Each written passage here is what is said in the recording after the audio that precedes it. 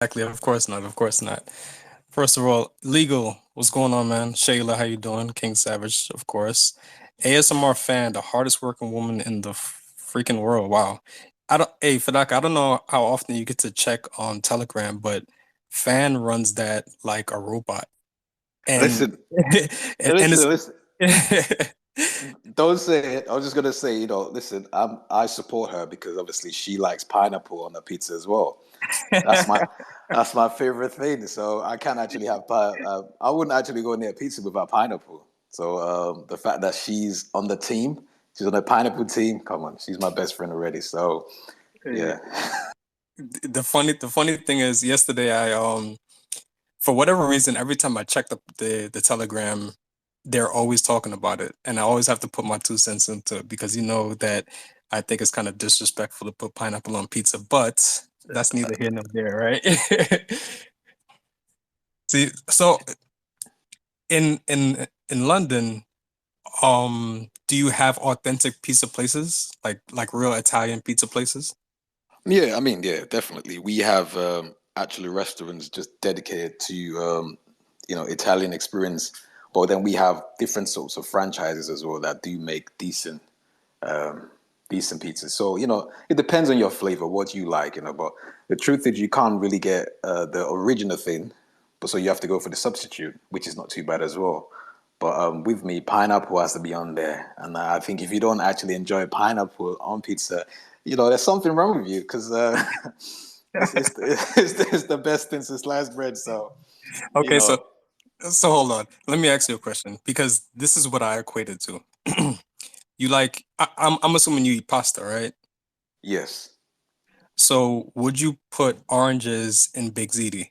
Don't go there. It's not the same thing. It's the same thing. It's the Don't same go thing, bro. What are you talking about? Or okay, would you put mango in fettuccine? No, listen, but you can't compare that to actually, it's I'm different. just saying. I believe it's different. I believe it's different. It's all good. It's all good. How you been though, man? It's been a long time. Listen, it's been sunny over here, but we experiencing a hot summer. But I'm a little afraid because I feel like we're getting all the summers we're gonna get for the next 5 years. This year. So, but it's been an experience. We have the carnival coming up this weekend, bank holiday weekend. So that's going to be exciting. I don't know whether anyone here has ever experienced the carnival before, but it's a good show. So we have that coming up this weekend, and so I've got something else to look up to. But yeah, it's been all right. You know how London goes, just another city on planet Earth. And we ups and downs, but it's fun, and we getting through it. How's it over there in New York? New York it's been humid and I love it when it's hot, but humidity I can't stand because I can literally stand still and sweat. I hate I hate it right now. But it's been sunny every day. So I can't really complain too much because it's allowed me to go outside and meet new people and introduce them to my business. So it's been good for the business, but it's been uncomfortable at the same time. So it's a plus and a small minus at the same time. But New York is New York. We're having some New York issues when it's summertime.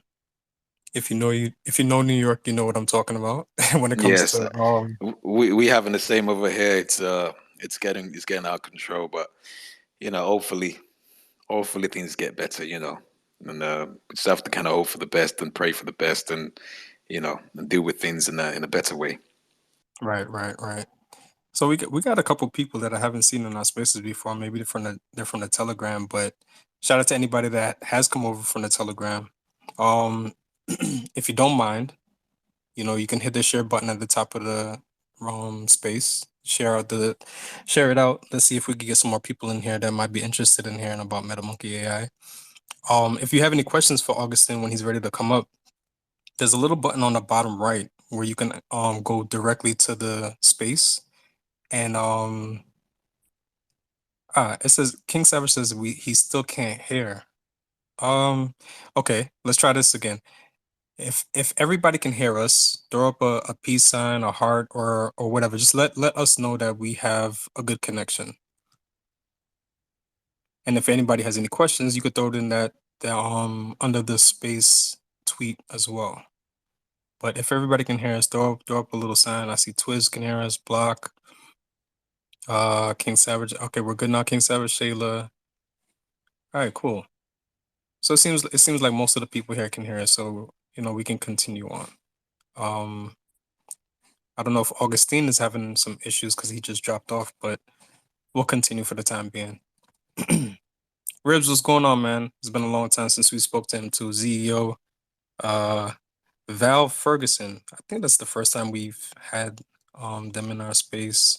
Smurf, how you doing? Uh, got a lot of few people in there. That's pretty cool. Augustine, what's going Hey, on, man? How you doing today? hey, cool. Sorry about that. You know what? I was trying to join through my PC. I just thought it'd be easier rather than the phone. And yeah, it didn't show me the speaker button, and I'm like, oh shit, I don't think it supports the talking all over the PC, so I just jumped off. No, but I heard everything. I mean, I was there through the painstaking 2, 3 launches, not being able to hear people, but everything's been clean for the last 5, 10 minutes. Okay, cool. That's perfect. And you sound actually pretty good. Not for nothing. So thank you. That's good. Um, Augustine, I don't know if you're aware of Legal, but he runs a really good YouTube page. He hosts spaces as well. So um he has a good following over there on YouTube. So I would suggest you shoot him a DM when you get a chance. He's good people too. He's like one of the I would consider him a veteran when it comes to Web3 and cryptocurrency. Maybe Triple he might OG. exactly. So he has a I don't know if you still farm over there legal, but legal is good people, man. I think you should get up with him when you get a chance. For sure, I've heard some great things about him, so I'm looking forward to meeting him. There you go. That's awesome. So Augustine, how's your day so far, man? Good, man. Good. It's going good. I'm kind of with you. I must be broken as well because pineapple on pizza is kind of weird to me. Oh no, I disagree. But it's all good, Padaka. My sister and my nephew, man, they always get it. So whenever we share pizza, we have to get two different ones. There you go. And it can't be in the same box either. It has to be a completely separate box for me. So you know what? Let's start with that. I would like to get to know you better. When it comes to investing, I like to invest in people, the people behind the project because it makes me feel more comfortable. So tell me a little bit about your background. Yeah, certainly. So, as far as technology goes, I've been running a company as CEO for the last 15 years. When I first got into the technology side, um, I was working in the automotive dealer world. Some of my history's back in there. So that's when I first launched into the technology space. Since then, we've grown into a lot of different verticals. We've been working with AI tech for quite a while now, and some of the other leading technology with edge computing and so forth. So that's really my work history. As far as me as a person, I love. I'm a sports fan. I watch a lot of baseball. I'm here in Southern California. Even though I live in the shadow of Angel Stadium, I'm a Dodger fan. So they've been on a pretty good tear lately. So as far as sports go, I've been pretty happy. And then I enjoy working. I enjoy technology. I really see the growth and everything that's happening. So I think it's a super exciting space, especially for those of us that are involved in like the blockchain, crypto side of the world, the metaverse side of the world, because we've seen what happened. I'm a little bit older than maybe some of your listeners out there, but I saw what happened when the internet first came out in the 90s. And then obviously in the 2000s, we had that seismic change when the internet went from just read only to us being able to be our own content creators.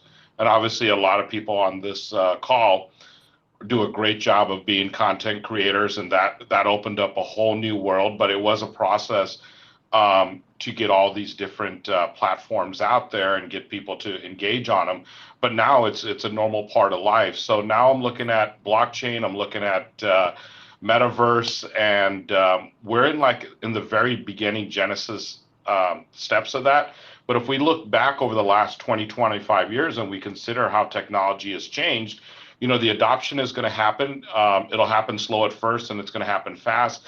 But I think being able to look back the last 20 years with the lens that we have and having a clear view of what happened in the last 20 years, looking forward, it's very exciting because we can try to take guess on where things are going to go. We can try to position ourselves. And anytime there's a seismic change in the world, I think a lot of things get repositioned. And if you're smart and maybe have a little bit of luck and you're willing to work hard, it could work out to your benefit. That's definitely true. Let me ask your opinion. How how important, or two-part question, how important do you think AI technology is, and where do you see it going? And I know we have a lot of like sci-fi films that and novels that we can we can look at. A lot of people look at it as a negative. A lot more people see it as a positive. But where do you see it going, and how important do you think it is? Yeah, so you know what? I love fiction. I love movies. I love great books. So I'm all about that stuff. I have considered it. I'm philosophical in a lot of parts of my life, so I've considered stuff like that. I think it is an important question. Could AI become sentient one day? I'm not too sure. Maybe it can. I think there's a lot more to it. I know there was a person who came out recently and he knows more about the situation than I do, but he claimed that, hey, Google had created something that was sentient. But at the same time, we're training AI to act a certain way, talk a certain way. So if you look at a 2-year-old kid, 3-year-old kid, 4-year-old kid, they can mimic behaviors that we do, behaviors that we see, but they don't completely understand what they're saying or why they're saying or why we find it particularly funny, but they just get a good sense from getting that feedback. If you look at things like parrots, you know, parrots can parrot us. I mean, they can copy things that we say. They can have a conversation with us, but do they really comprehend at the same level we do? So that's a good philosophical question. I love that debate, and we'll see where it goes. I don't think AI is anywhere near that right now, but I don't know. Maybe one day it can get there.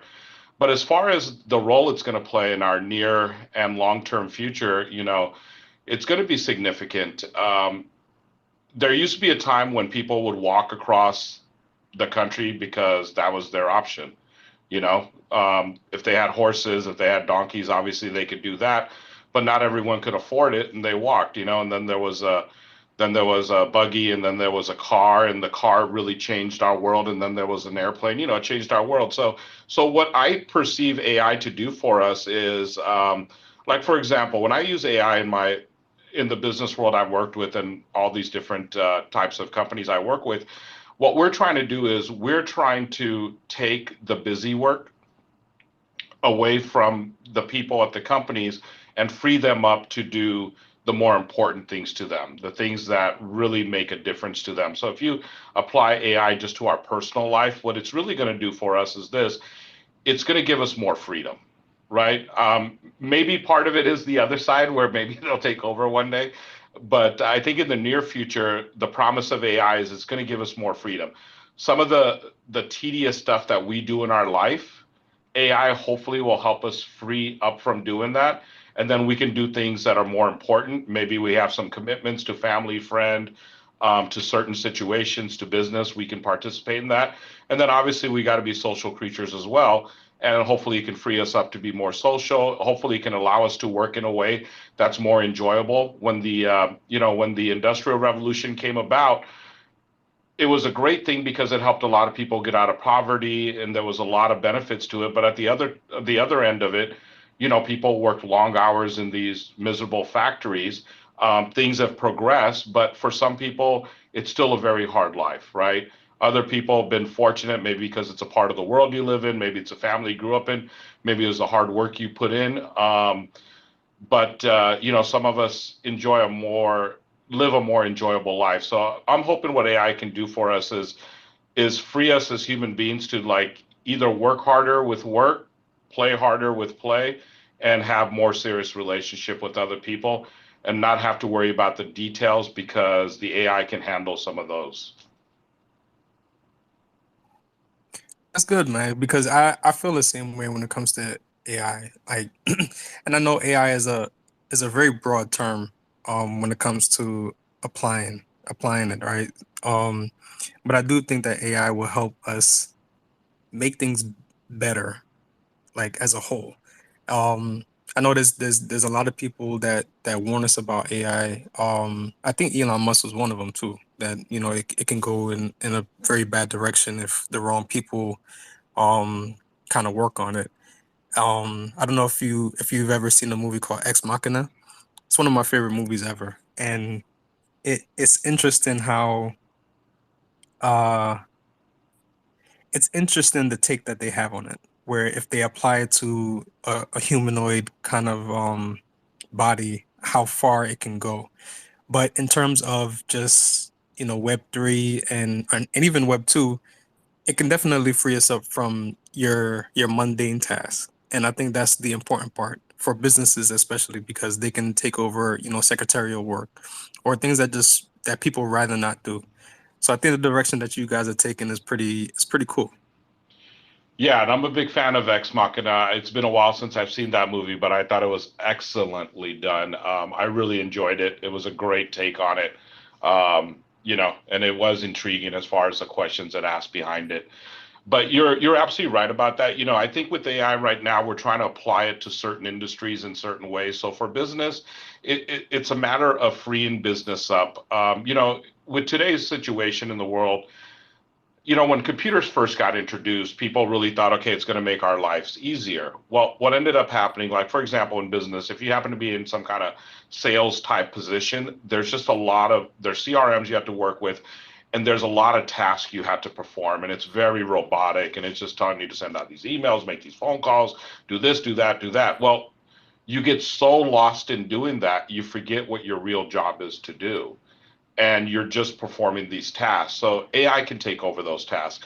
That's just a simple example, but I do agree with you, Cool. I think where AI is right now is we just want it to help us with the kind of stuff that we don't want to deal with, but it's also the stuff that the AI can deal with. So what we're trying to do with our company is, the last 15 years, the AI tech that I worked with was pretty cool. Um, but it was also geared towards normal business. We did some very cool stuff with it.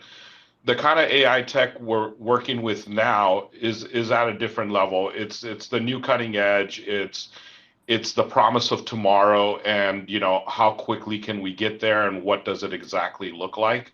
So that's kind of what we're tackling now, and we're able to do that because of some of the partnerships we have and some of the brilliant people that have been thinking about this for years and years and years, and they built not only on themselves, but they've also built on what the other people have put out there. See, and that's what I like about the partnerships that you guys have already established. Um my biggest thing is that you're working with young students. And what better way to introduce this technology to the world than through the eyes of the next generation coming up?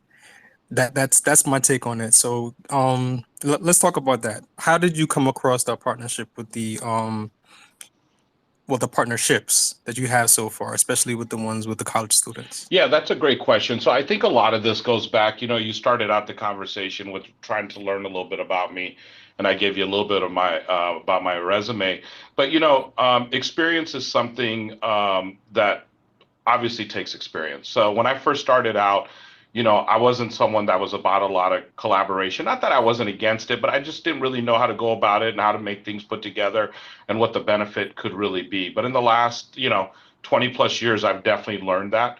Anytime you collaborate with people, I think one of the great things about the space that you're in as an influencer, you guys know a lot of influencers, right? You know a lot of people that are in normal world that come into your influence circles, and you guys talk all day, and you communicate with each other, and it opens up different ideas, different thoughts, and different things. So I've learned in business, hey, keep yourself open to opportunities. I happen to help a friend of mine out that was trying to not relocate, but he was based out of the Australia, New Zealand, those kind of markets. He was an IBM partner. he was trying to locate himself out here into the U.S., have some presence out here.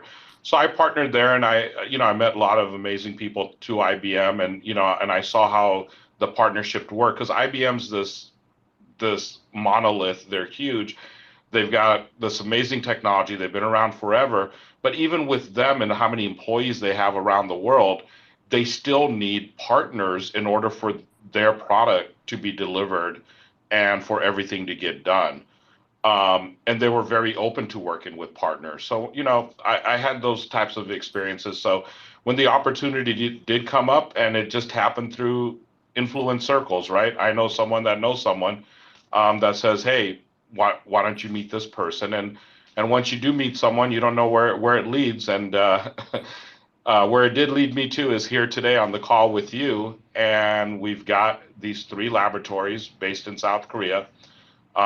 They're filled with PhD students that are going to be obviously our future. They're very excited. They were born into a world where technology already existed. They're coming up at a time where AI has been around for a while, but it's still in a infancy stage. So they're very excited about that. They're also looking at the other Web3 technologies. And what's cool about these laboratories is they have a wide field. There's a lot of students there. There's a lot of professors there. And they have different teams that work on different things. But all the technologies they work with are all Web3 related technologies. These are like the cutting edge technologies. And for those listeners that might not know how PhD programs work, but they're always looking to solve something new. So they're looking more on the cutting edge. So first, they're looking at what's out there, what the problems exist. They're trying to pinpoint some problems, some pain points. And then from pinpointing that, they're writing theories on how they might be able to resolve that. It's peer written stuff. So peers will take a look at it, poke holes in it, give them ideas.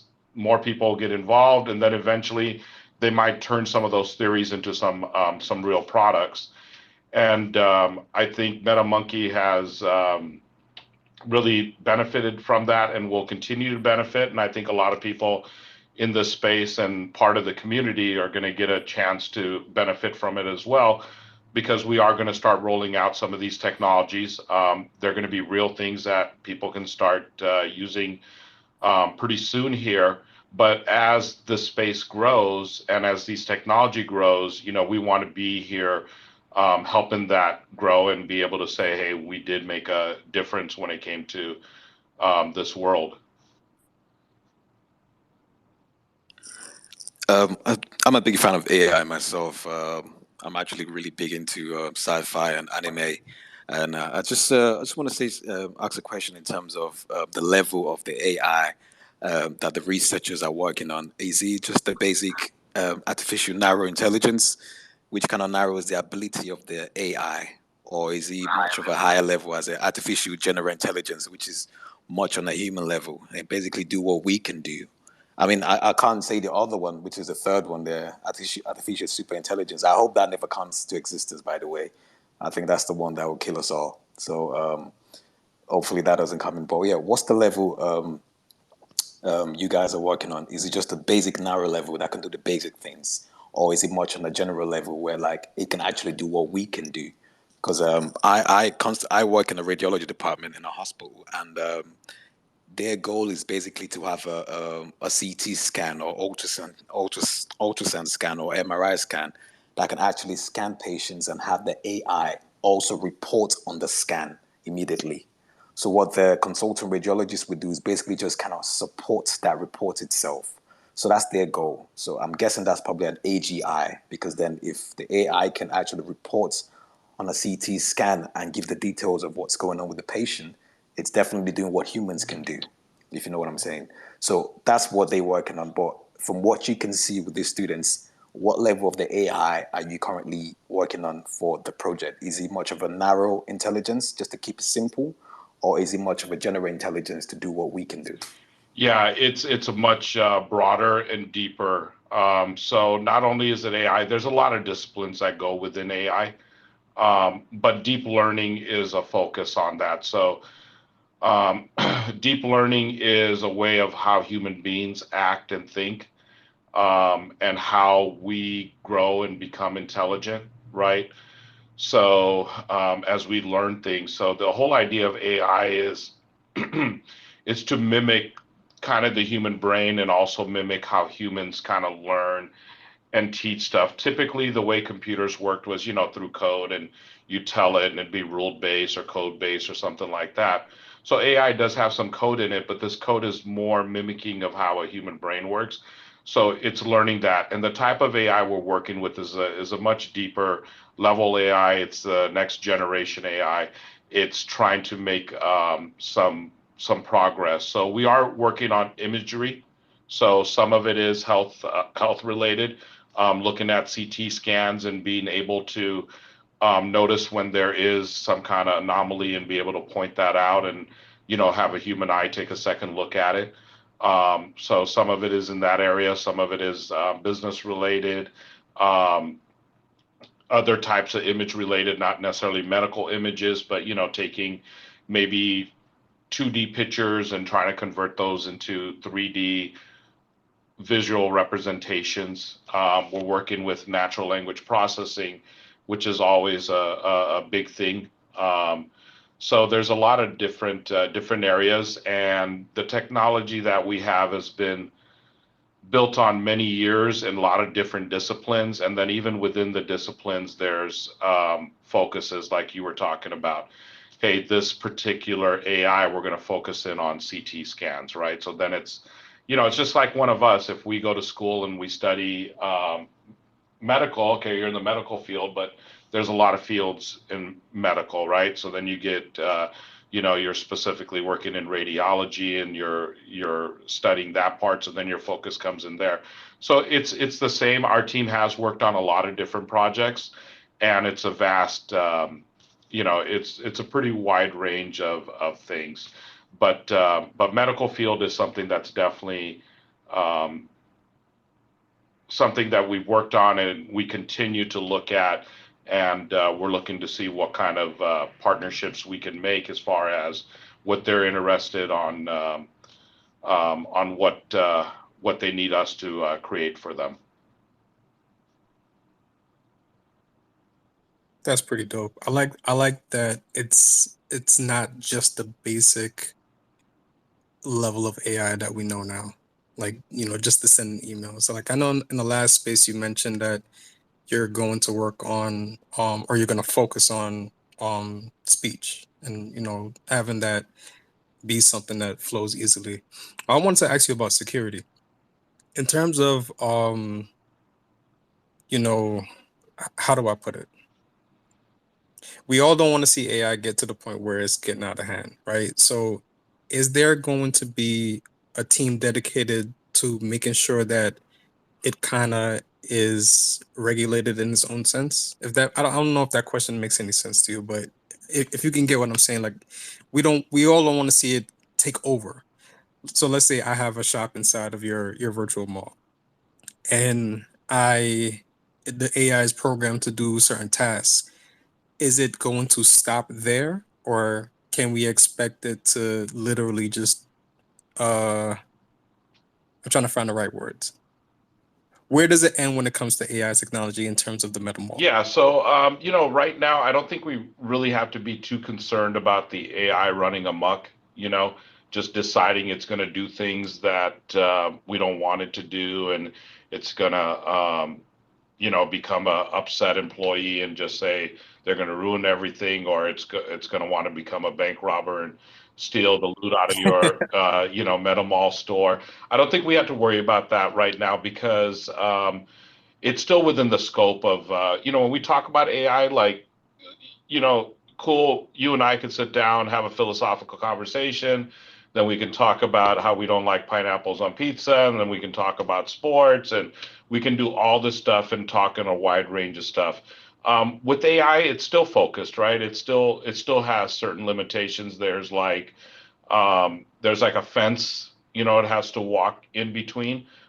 Those fences are being expanded, but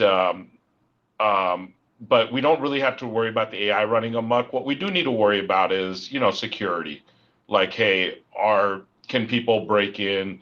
to the meta mall and steal information, steal data, the typical stuff everyone works Right. about. And our team, like for example, one of the Web3 technologies we work with is called IoT. So that stands for Internet of Things, and it's basically bringing internet to physical objects in our real world. In the gaming world, we can think of Oculus and gloves and stuff like that. But there's sensors all over the world. I don't know if you guys remember, but a few years ago, people started putting IoT sensors in their house and in place of business, and some people were able to break into those IoT sensors and then get into the database and suck out a bunch of information. I forgot which company it was. It was a fairly large company that got hit that way. So with this new technology, there does come new things that people can exploit, right? So AI can help with that exploitation, and our teams, some of our teams have worked on, hey, how do we make these IoT objects work better? And as far as security goes, and some of that could be done with blockchain. So we do. The team has put out a paper on that, and it's very interesting. I think it's still a little bit of an early stage, but yeah, security is also something that we've looked at in a Web3 type of scenario with these new devices, with these new technologies. How are people going to exploit them? Because one thing is true about human nature, we've always known it. It doesn't matter if you have a bank or you got a database, someone's going to try to figure out how to crack that safe or get into your database and get that information and get themselves some loot that they didn't earn. Absolutely. I agree with you on that note. People are always finding ways to break into something. Um, I'm quite fascinated with the idea that it's going to be some sort of a metaverse shopping mall, which is pretty cool. I think that's something different that I think it's going to be a part of the future anyway. Now, I'm guessing at some point you're going to integrate with e-commerce businesses, right? Like eBay or Shopify or Amazon. And my question is like, how do you? What are your plans in getting the AI or the actual metaverse to have some sort of fraud detection services? Like you said before, people are always going to break in. So if it's integrated with e-commerce, there's definitely going to be people trying to scam customers within the metaverse. I mean, is there any plans to have the AI have some sort of a fraud detection, or is it something you have to incorporate with other codings within the metaverse? Yeah, so that's something that we're definitely going to be looking at, and I think there's new levels of security we can kind of bring into the metaverse. And a couple places that we can do that is it's going to take a more intelligent AI to run the metaverse. So obviously we can use AI for fraud detection and see anomalies and try to figure out if someone's trying to break in, and then have the AI do a real life protection, like a real time protection. Right now, typically, if you use some type of system that runs your phone or runs your computer, they're going to send out patches from time to time, and you're going to have to hit yes on the update, and you're going to have to restart. But those patches, if you're lazy like some of us are, sometimes it could take weeks. So with the AI, they can do that in real time. So that's one of the things what we're gonna do. The other thing is, and I know, cool, we talked about this before, our functional NFT feature. But if you consider something like a functional NFT, I mean, this is a blockchain. It's way safer than a lot of other things. So there are going to be some natural things in the MetaMall that naturally are going to be very safe to begin with, but we're going to have to find out where where there's vulnerabilities, and then we're going to have to fix those. I think that's something that we've put ideas and thoughts behind, but as we launch the product, it's something we have to be vigilant about and just keep a close eye on it and see where vulnerabilities pop up. And I think it's a game of cat and mouse, and we're going to be willing to play it. But I think the technology we're walking in with is, compared to previous technology, is probably safer out of the box in a lot of ways. So let's talk about that. Actually, now that you mentioned the functional NFT, because I know that you guys are gonna be debuting a wallet soon. How does the wallet and the NFT work in conjunction, or maybe it doesn't? But can you talk about that for a sec? Yeah, so we have yeah, so for people that may be little new to the conversation, I'll just back up a second and talk a little bit about the wallet, cool, if you don't mind, and then I'll go into the question. That's perfect. Yeah, yeah. So, our because of the partnership that I talked about with these laboratories, we have a lot of product that we're bringing right out of the gate. So we're gonna be releasing a wallet very soon.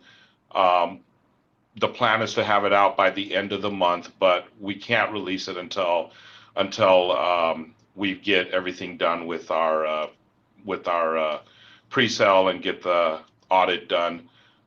So it'll be out very soon. But this wallet is very unique. It has a unique feature. It will be the only wallet when we release it that can do this, but it can do an offline payment transaction. So the offline payment transaction, there's a lot of advantages it has to it. One of the advantages is some of the people on this call might be from different parts of the world, but if you live in a part of the world that has connectivity issues, crypto is being adopted, but hey, if you don't have internet connection, crypto's not going to do you too well. Where our wallet can really grow in those areas because it does do that. Another thing is I think it has to do with safety, right?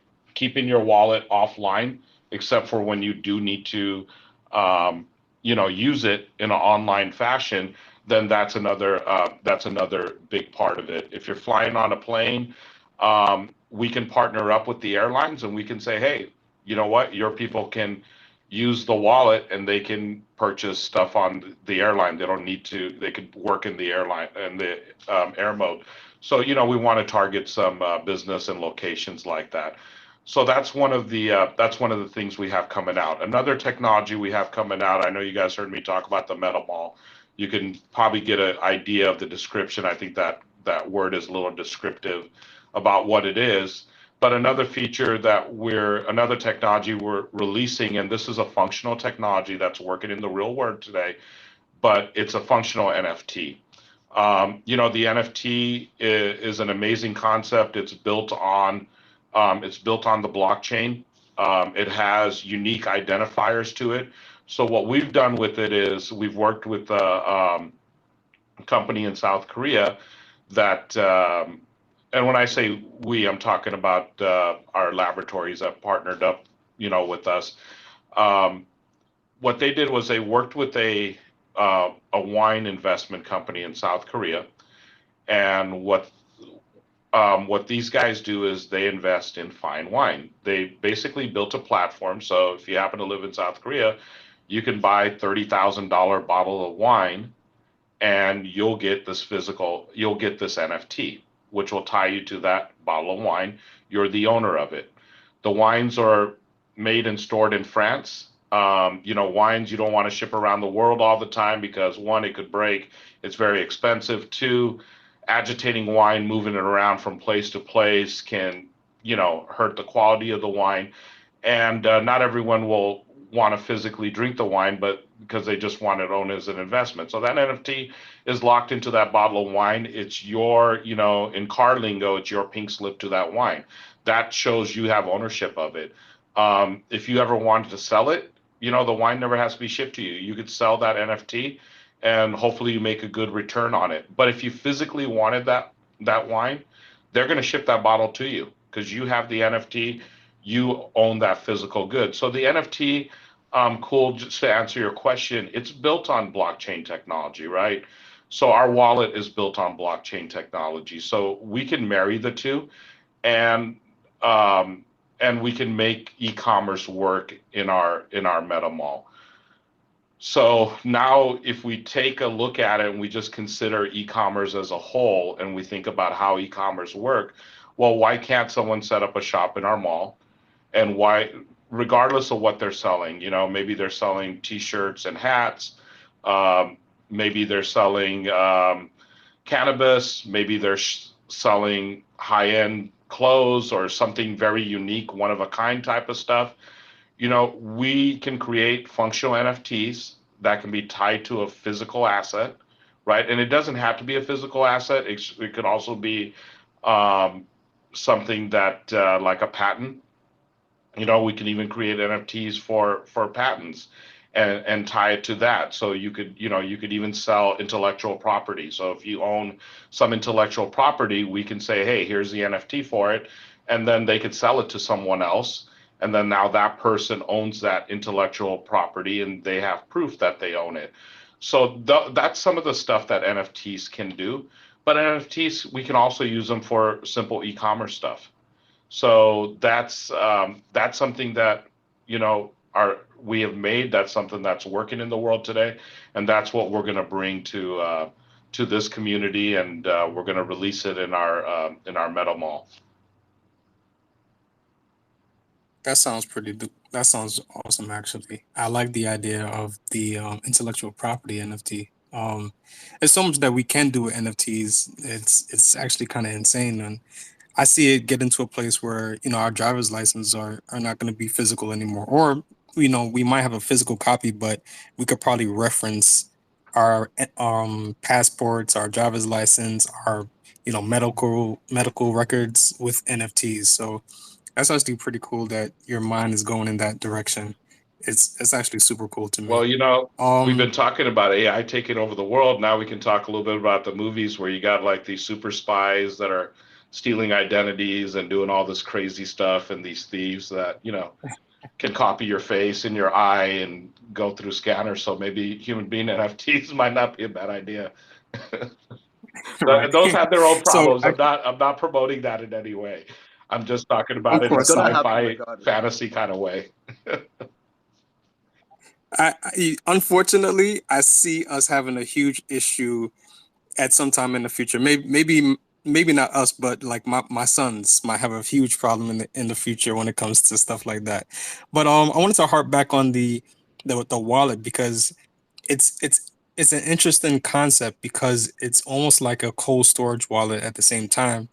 I see it.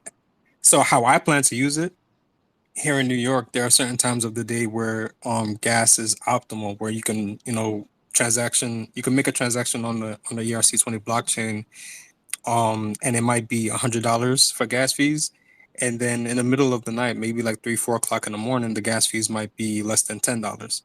So does the wallet have that functionality where I can set the time for the transaction to go through? Like if it's 2 o'clock in the afternoon, can I set it for 2 o'clock in the morning and just put my phone down or put my device down and not worry about it? Is that what we're saying? Well, so right now we're gonna have that offline capability of making the payments, but some of those features like that cool is gonna come out in a later version. But that's something we're going to accelerate because I think that's a great idea, and a lot of people brought that idea out to us. So we're gonna put that out there into this wallet. This wallet's going to be functional. It's going to be usable. But one thing about our company is we're really listening to what the people want, and we're really like we're big on the technology side of it, and we're trying to figure out new better ways to do things. So there's a lot of things about wallets that people don't like about the particular wallets they have, or they like different features from different wallets, or they're saying, well, you know what, I have this cold wallet and I have this hot wallet, why can't they both be one? So we have some of that, but I think we need to put those additional features in. So I think cool when we release this, you probably won't have that out of the gate, but we want to put that feature in there very quickly. Excellent, excellent. Um, okay, so anybody listening, you're more than welcome to request a microphone and come up to ask questions. I had another question though. So we've heard that your technology can be utilized in any metaverse, right? How does that work exactly? Do they have to come over to MetaMonkey AI, or can you actually push your technology over to them? Like let's say a sandbox, for instance, or I forget the name of the other one, but there's a couple other ones that's up and coming How does it work exactly in terms of integrating your technology with anybody else or partnering with that? Yeah, so we're trying to figure out all the different ways we can do that and what ways we want to provide that, and it depends on the exact specific part of that technology. So in the metaverse, there's a lot of underlining technologies that's going to run it. You know, there's different aspects of AI. There's different aspects of edge computing. There's IoT. There's a lot of different things. So the answer to that, cool, is it's going to depend on what exactly that we're going to be integrating, and it's going to depend on the end. But here's what we do want to do. So a lot of you are probably pretty familiar with APIs. So we want to create APIs or a newer version of a API. I'm not talking about some of the old school um, typical APIs. There's much better ways to do it now. But we do want to give like some standardized formats where people can, it's like setting up a mixing table and then taking cables and hooking it up to your mic and hooking it up to your speakers and hooking it up to your equalizer and so forth. So we want to have these external cables that we can, people can take. Like I'll give you an example of this. So when we set up the MetaMall, right? So we're going to have a 3D version of a e-commerce space. It's not going to be, you know, um, the perfect 3D that's going to be there 10 years from now or whatever. It's obviously going to grow, but it's going to be a more the shopping experience is going to allow you to see like 3D objects. So a lot of stores are on Shopify. So one of our plans is, hey, let's use APIs that Shopify already offers, plug it into our metaverse, have our AI look at their inventory, digitize their inventory for the metaverse because we're talking about 2D images. How do we take that and turn that into 3D realistic likeness, right? So that's some of the technology we're working on. And that's a type of API that's taking it from the outside, bringing it in. But when we do have those technologies built out, like let's say we have AI that can take that and convert it, then we're going to give them an API where they can plug their metaverse into possibly Shopify. And I'm using this as examples. I'm not saying that this is exactly what we have right now. We're still trying to make the right business decisions, but that's how we would do that. Cool.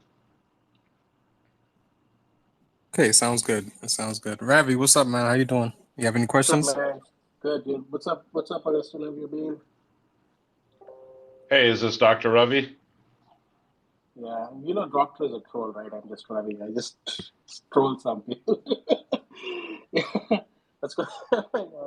So, have you been able to, get some time think through about the pre-sale, how much, you're trying to, um, do like a soft cap, hard cap, and that stuff yet, or it's still work in progress? Yeah, so I think I have a little bit of more information I can give you. So we, I think last time we talked, I was explaining that, hey, we had listened to a lot of different people, investors, different consultants, different influencers, and we were talking about some changes and so forth. So we do have some clarification on that. We're still waiting for the audit to finish before we go into the pre-sale. We expect to be in the pre-sale about a week ago, but the audit has been painstaking. But we do appreciate all the hard work that's being put in there, and we want to make sure that our smart contract is locked down. That's why we got that Skynet feature too, because it is a 24/7 audit that'll continuously review everything going on in there.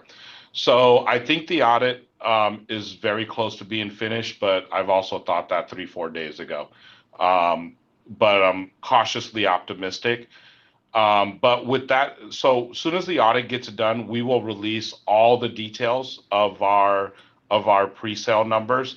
But I am I will release some of the information right now, Dr. Ravi. We just want to be careful we don't say anything that some things are fluid, so we just want to be careful how we release the information. But one of the things we listened to was to reduce the volume of our tokens. So we came off the trillion number, which we were initially talking about. So the total tokens are going to be 10 billion. The people that are going to be involved in the pre-sale, they're going to get a 5% bonus compared to when we launch. So there is going to be incentive for people that want to join our pre-sale. When we launch our pre-sale, we'll give it at least 12 to 24 hours after we get the audit done, and we'll announce the date and time that the pre-sale will go into place.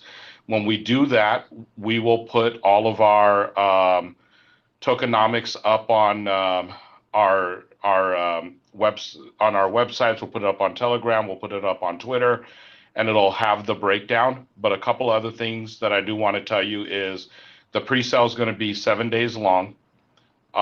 We do have a cap on the pre-sale. So if we hit the cap before the 7 days, the pre-sale will be shut at that time. We're not announcing the cap amount. The other thing about the team is, a lot of people have asked us, hey, is the team holding on to any tokens? Are there going to be any team tokens? Are you airdropping any tokens? Is there any sweetheart deals you did with anyone where they're getting tokens? So the team is not holding any tokens. None of us are going to be holding any tokens. So we're not airdropping any tokens. We haven't given any tokens to anyone. We're trying to make it fair. We're trying to do things that hopefully the overall community will appreciate. The only tokens that are going to be held is going to be 20%, and those tokens are going to be held for a specific reason. We want to be very aggressive with exchanges, and we want to get on as many exchanges as quickly as we can. So as soon as we launch, we've already identified several exchanges we want to target. We've done the work to prepare the paperwork and to go after those exchanges. But that's the only tokens that are going to be held there. Right, that sounds very good. Did you get to a hard cap, soft cap yet, or like how much pre-sale are you collecting? Like, do you have like a number? Well, we 208, 308, 408, or it's still work in progress?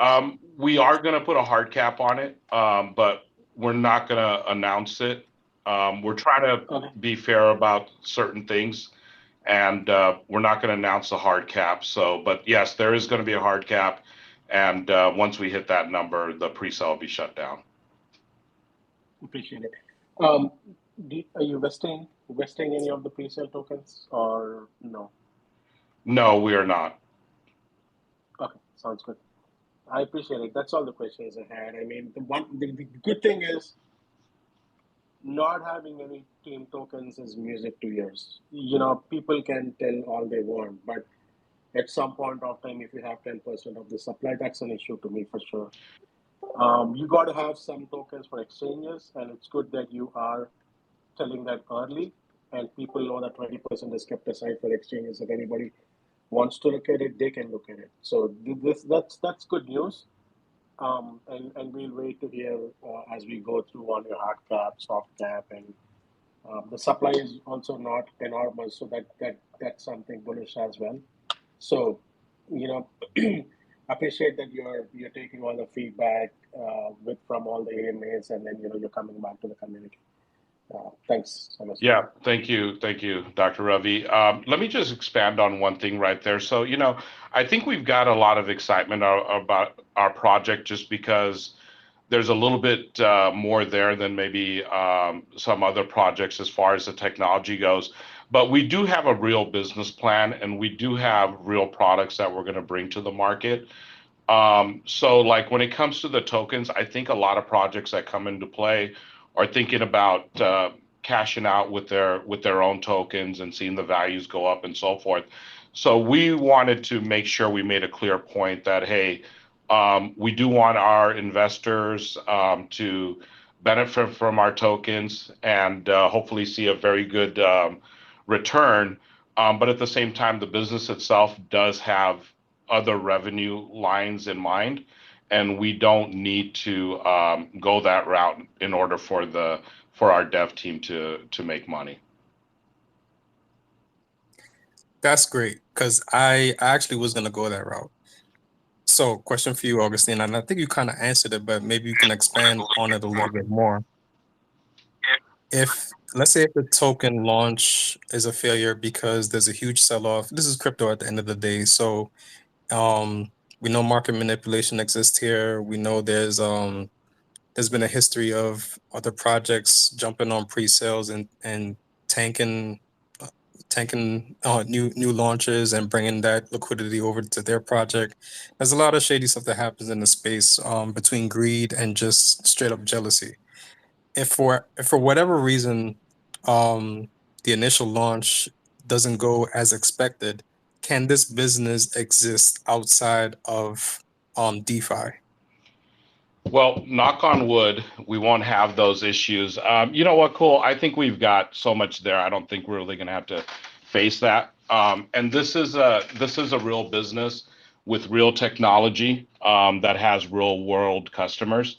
So I don't doubt that our business model can survive without DeFi, because if we walk up to other metaverses on other platforms and say, "Hey, we got this technology, we're willing to share it with you," I'm sure we can come up with some kind of arrangement. So I don't think that's ever going to be a problem.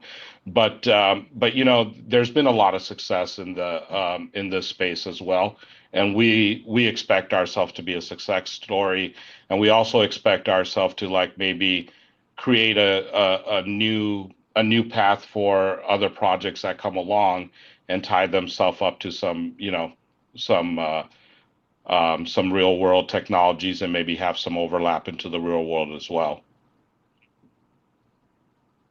Okay, cool. So a little bit of a follow-up question to that too, because I know you tried to do some fundraising over at Terrapool, but you weren't successful. But that was pre, I guess that was like version one Terrapool, right? What they like to call it. With the new updated Terrapool, was there ever an attempt, or will there be an attempt to use that platform, or is it too late? Because I know you're doing your launch through Poolo. Um, but would there ever be a need to go back to Terrapool for fundraising, or are you just okay with the direction that you're going in now? Yeah, I think we're okay with the direction we're going in now. I don't perceive that happening at all. The thing I've learned about business is when you're talking about the future, um, there's a lot of things you can talk about. Is there any plans on doing it right now? No. Do you have plans on doing it? Not really. But you never know what's going to happen tomorrow, and you never know what tomorrow will bring. So if things change and we're standing on quicksand and the market shifts and certain things happen in the world that cause different things to happen, we're always going to look at the latest information, the latest data, and we're going to make intelligent decisions from there. But one of the things that our team is committed to is we're committed to our technology. We're committed to our partners that are helping us deliver this technology, and then we're also committed to the community here that's helping us launch this technology and bringing it out. So those are like some of the key players for us, and those anytime we make decisions and we look at things, those are the things that we're going to look at. That's going to be most important to us. So at least we have an angle or a place that we're standing on before we make any decisions in the future. But it's hard for me to say, cool, that exactly what'll happen. I think sometimes on these shows, people might take things out of context and just say, "Well, I heard him say this, and they didn't literally live up to that." But no, there's no current plans of that. Okay, got it. So in terms of investing, have you guys approached any or considered like VCs, or have anybody come to you guys and want to be a part of growing MetaMonkey AI? No, we have not gone the VC route, and we haven't taken any outside money to launch this outside of what we're doing in this space. Okay, cool. So that basically what that sounds like to me is that you guys have the capital that you need to get this ball rolling. We do. We have the capital that we need to get the ball rolling. What we want to do is accelerate it. We've got some amazing technology. We just need to take it that last mile. Um, it's been brought to a certain distance, and we need to take it the last mile, deliver it, and then we need to, once it gets delivered, putting something into the wild and having it run around in the wild and having it be a success in the wild. That also takes a lot of work, and there's a learning curve there. So we're gonna build the team to be able to, take care of the product once we get it out there, give it the support, technical support, customer service support, stuff like that. Okay, that sounds good to me. Um, I gotta say, so far you've been doing a great job with marketing, um, especially with getting Fan and Austin on board. I think you guys have been hitting the floor running, and you're doing it the right way. And if you're gonna build a community token, which I'm not sure if you guys specifically or explicitly said that this is a community token, but that's besides the point. Regardless of that, you guys have been doing a good job with marketing so far. I would love to see this continue after the launch. We've been a part of a few projects that, had a really good start in terms of communication, in terms of marketing, just having a good momentum, and then somewhere down the line they just stop. So, what are your plans for continuing this momentum that you do have? Yeah, thanks, Cole. I do appreciate the compliment, and I have to give it up to the team. I mean, we partnered up with some amazing people. I know I see Fam on here. Thank you, Fam. You've done an incredible job. And yes, I don't know if she ever sleeps. I'm not too sure. But she's amazing. Austin's amazing. A lot of people have spread the word. So we do appreciate that. We've got some, key members of our team that's helped to put that into place. So thank you, Andrew, for that. You did an amazing job there. To us, cool. The way we look at it is marketing is very important to us. And one of the reasons we went this route was we wanted to get eyes and ears on our project. So we thought, outside of just the ability to raise the funds, we thought that was very important to us. And we look at the momentum that we've received right now, and the time we spent with the marketing and let people know how serious we are about this. We see that as real capital that's sitting in our bank, right? And we don't want that capital to disappear. We don't want inflation to take that capital away because we don't take care of it. So we want to build on that capital. One of the big things about capital is if you have money, you can make money, and money can make money by itself. So the marketing we put into place, we look at it as capital, and we plan on growing our marketing team out. We plan on getting into a lot of languages. We plan on getting into other countries. We do want to make this a global project, and I think with some of our technology, like the wallet, for example. There's a global need for it. It's not just a need here in the US or in London, or there's a lot of places I think that can use that tech. So yeah, not only do we want to keep our marketing going and to the local markets and the people that we've started out with, but we do want to expand it globally as well. That's what I want to hear, because I think a lot of people tend to forget that English is not the most popular language, right? And there's a lot more Spanish speaking people in the world than there are English speaking people. So, and I know I mentioned legal earlier in the chat, but there's a few Spanish speaking YouTubers that I think um maybe you should click up with and get the word out, because there's a lot of different people in the world that would love to hear about this project, because I can see a lot of different people in this world using the technology. Like you mentioned earlier, like you want to service one of your focuses is servicing countries where the internet isn't their best friend. So I love that you said, like, you're thinking more globally than just here in America or even South Korea. Like you said, I know you have partnerships over there too, but there's a bunch of different languages. Crypto is a lot more popular in India. It's a lot more popular in parts of Asia, Singapore, et cetera, et cetera. So, um, do you when you say globally, are you talking more influencers? Are you talking, commercials? I have this thing that maybe we should talk.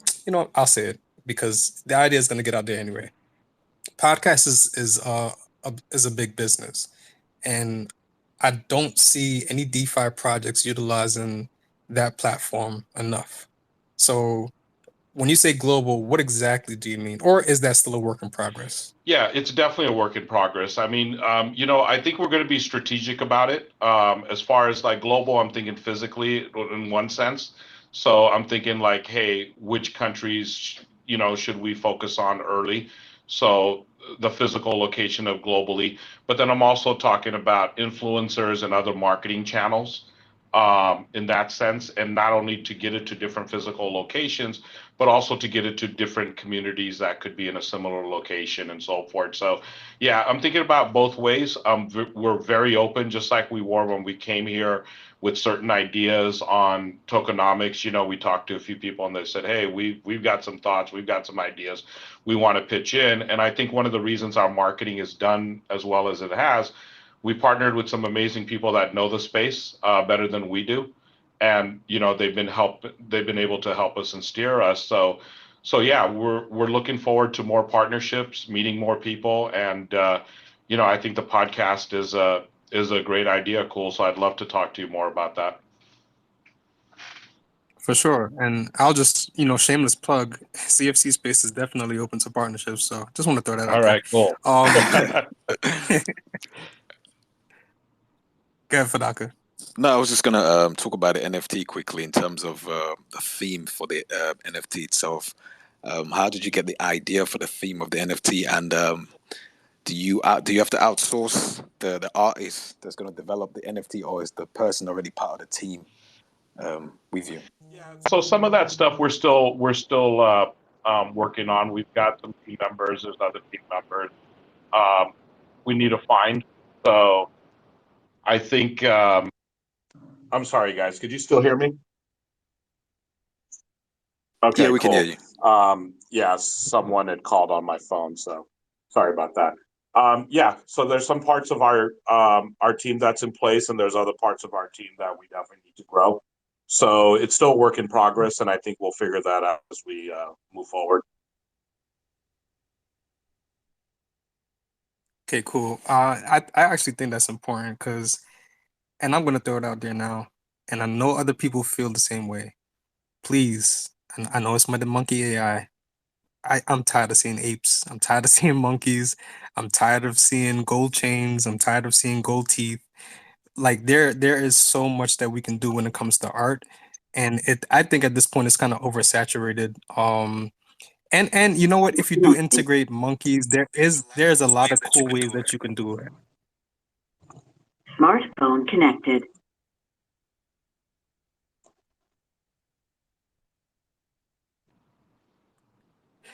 You Augustine, know you what? good? I lost you for a second. So I heard something about being tired of monkeys and gold chains, and there's cool ways to do it. So I get that. I get that, and I think we'll be sensitive towards that. Yeah, it's more of when I say that, and it doesn't even have to be just monkeys or whatever the case is, but the sentiment behind what I'm trying to say is that we have a lot of copycats in the space. And Web3 seems to just follow trends. Um, so I would love to see MetaMonkey AI be a trendsetter and not necessarily like another copycat. Like it's been the year of the dogs. It's been the year of the emus. It's been a year of the apes, and we can go in a completely different route. And matter of fact, we're talking about AI. There's definitely a cool way to integrate AI, and the thought of AI into NFTs. So actually, again, I have a couple ideas, and maybe we shouldn't talk about it on the space, but I'll be more than willing to share that with you. For we could talk offline when it comes to that. But I like that Fadaka brought that up because I would love to see MetaMonkey AI be a trendsetter and not just another copycat when it comes to NFTs. Yeah, definitely, and I appreciate that, and I'm of the same thought. Okay, cool. So taxes. I know you said tokenomics is still kind of a work in progress, but you're getting closer to what you would like the team to be in terms of tokenomics. But when we talk about taxes in the last space, and then Dr. C, I got to give credit to Dr. C because I think he had a good idea. He suggested maybe 5 buy 15 sell for maybe the initial few weeks of the actual launch. Is there any progress in terms of what that might look like? Yeah, so we have listened to the people out there, and we heard his idea as well, and I think those ideas have kind of bled into there. So I'm not quite ready to make that announcement. We just want to make sure everything's buttoned down with that audit first. But soon as it is, we will have everything released, and everyone can go up and take a look at it and read it, and I'll come out again and talk about it. But yeah, we've listened to what people have talked about. We've made changes from our initial thinking on taxes, and I don't think we'll ever be able to please everyone, but I think we did listen to some of the people out there that made a lot of sense, and hopefully enough people like our product, and it's going to help them with their investment. And hey, City Girl, I know you've been quiet for the most part. I don't know if you're working on that, but you could always jump in whenever you get a chance. Um, but yeah, Augustine. So my only issue with the taxes, like I said to you last time, it just has to make sense. A lot of taxes, like we have some tokens out there that has 15% taxes and like 13% of it goes to marketing, and we don't see the marketing. So my only concern is that whatever the taxes are and the splits of those taxes just has to make sense, because that's an easy way to scare away investors. So, and I know you guys are working on it. I know you guys are getting a lot of good feedback, but you know just having it make sense is, like, to me, top priority, because it can definitely scare away investors. I know some people had concerns about the I believe, correct me if I'm wrong, but the initial taxes right now, 4% of it is going toward the actual AI technology, and that basically means your partnerships with South Korea. Am I Well, correct with that? it's some of that is there, right? But we do have, when we launch these products and we put them out there, um, there's a lot of other things that go into play with the AI technology, with the delivering of it, and all that other stuff. So it's broader than that. That's not the only place that it goes to. But the other thing that you talked about, cool, is yeah, I think with our splits, people are going to be pretty happy with it, and I think everyone will probably see it pretty soon. Okay, cool. And we haven't talked about it yet, but there is a buyback and burn functionality, Yeah, correct? so the buyback and burn functionality is something that's going to come down the road. Um, Somewhere it's going to be at least 6 months down the road, but we are going to mint 1,000 investment NFTs. So this is different than the functional NFTs that we've been talking about, the ones that are going to be tied to physical assets and help run the metal mall and so forth. But the investment NFTs is, we have a business side to our product. So if you do purchase the investment NFTs, there's going to be a minimum requirement. You're going to have to hold our token for a minimum of 6 months to qualify for it. And the minimum ETH that you're going to have to invest is going to be 10. But if you qualify for those two, then you can qualify to buy our investment NFTs. There's only going to be 1,000 of them that are ever going to be created. And these investment NFTs will get you um, sharing in the profit share of what the actual business is doing. So, as an example, if we were to make $100 million in profit, I'm just going to use that as a round number. 30% of that will go into the profit share pool, and we split that 50-50. So basically 15 million will get spread with the owners of the NFT, and that'll be their share of the profit sharing. And then the other 15%, 15 million, we will take that, purchase ETH with it, buy the tokens, and then burn the tokens. So that's how our burning mechanism is going to work. That's actually wow. I really like that idea because it's almost like a 2-for-1. There's the buyback and burn, and then there's I don't know if people understood what you just said, but that's basically um keeping whales happy. That because first of all, you have to have 10 ETH to qualify for it, and then if you're splitting the profit with the people who do own the NFT, it kind of gives them incentive to hold the floor. Yep. Very smart. I gotta say that's a great Yep. And idea. it's also a great benefit for the token holders too, for the smaller guys, because it makes our token a true deflationary token. And so it's really going to pay off for the entire community, I think, both ways. I like that idea a lot, actually, because, like I said, one of the biggest things that the community as a whole, a lot of people hate being, dumped on, quote unquote dumped on, and this kind of prevents that from happening because if you have to hold, a 10 ETH, purchase for 6 months to even qualify for it, a lot of us can expect certain wallets. Of course, there's going to be wallets that's going to sell off whenever they need to. It's a free market, right? But it prevents certain wallets, at least 1,000 wallets, if you think about it like that, from dumping their bag. Um, I like that idea. I think it's a good idea. I gotta compliment you on that. Just a reminder for everybody that the space is gonna we have Augustine for another like 30 minutes. So if you guys do have any questions, concerns, um, comments, you could throw it in the chat or come up and ask your questions. I know Team Mac and Swagtastic usually have really good questions and ideas. So anytime you guys are ready, you can come up and ask them. August, I've got a question quickly in terms of the gold level 1000 mint NFT.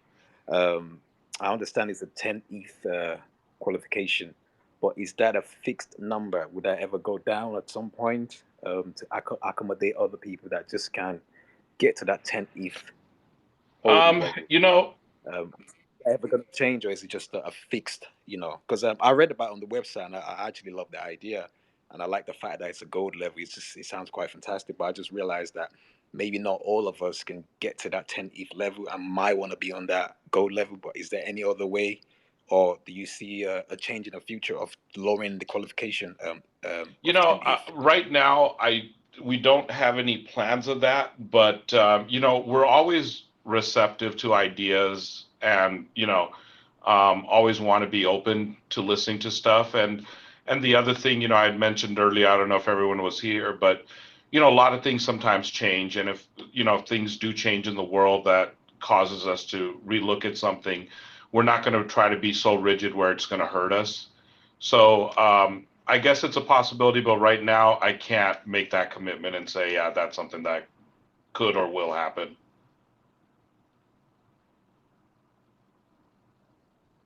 Understandable. And I do like that fact that you guys are willing to listen to people. That's a lot of there are projects that are pretty stubborn and they think that their way is the best way. And you know what?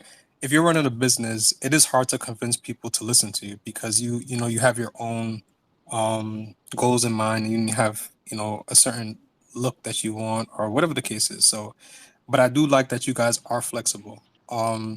Not for nothing, kind of goes with the tone of MetaMonkey AI because MetaMonkey, if you break it down, it's kind of about the evolution of man, right? So I think it actually goes well with your branding to be flexible with investors and being able to listen and to be able to be malleable in this Yeah, space. for us, like when we're making decisions, there's a few different factors that come into play.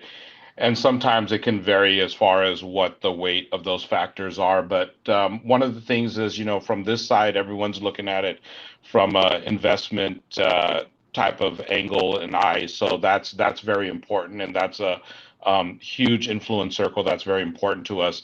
Another thing that's really important to us is the technology side. Like where is the technology? What is doable? How well can we deliver it? So that plays into the decision. And then the third big decision piece of the pie is the business side of it. What are the right business decisions to make right now? Um, Certain business decisions could pay off better than other ones. Certain ones are bigger gambles with bigger payoffs. So it's a mixture of all those things.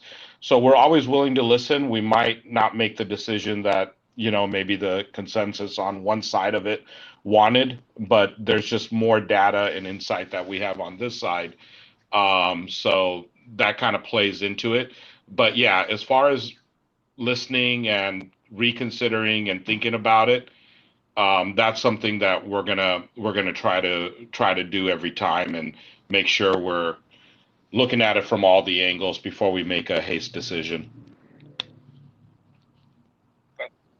That's beautiful. Legal. What's going on, bro? How you doing, Tony? Yo, what's going on, man? I'm doing fantastic. I just wanted to come up and show some love. Shout out to Cool and Chris, City Girl, Fadaka, and huge shout out to the A team, man. I know Austin's tuned in right now, watching it live, and Augustin and MetaMonkey AI, of course. Huge shout out. Just wanted to show some love. Thanks, man. I really appreciate Thank that. you, thank you. I actually, wow, I forgot that Austin is actually live streaming. So if he's live streaming this, that's actually pretty cool, man. I appreciate that. Awesome. Um, Austin is actually one of my favorite, like legit, like we have like this small circle of influencers that I really appreciate. Between Legal, Austin, Rodney, um, like T Hobbs. There's a few people in the space that I enjoy talking to online and offline, and those definitely are like good people. And that's what I love about your choice with Austin, because he obviously is putting in the work. He's doing things that he doesn't have to do. He's jumped on other live streams of other YouTubers that obviously is just him doing it by choice.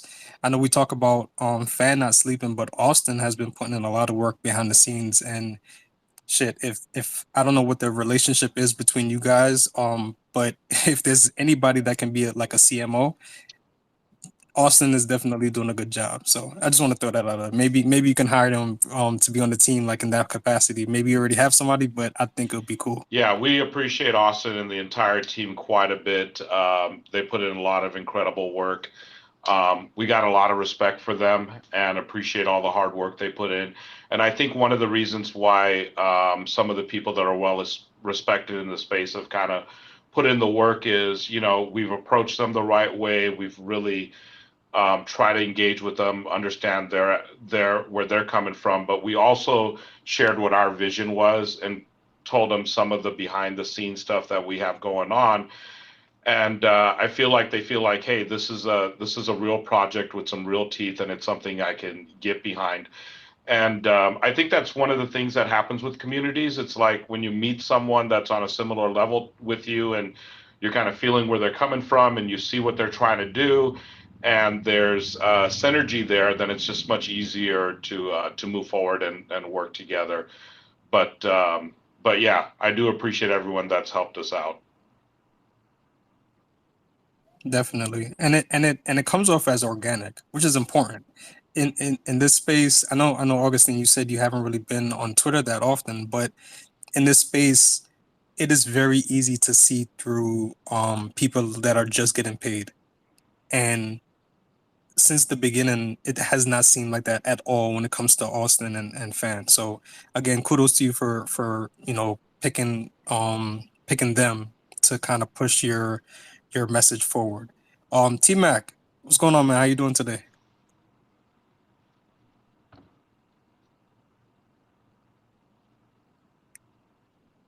T Mac, I don't know if you can hear me, but your mic is muted. You can speak if you want to.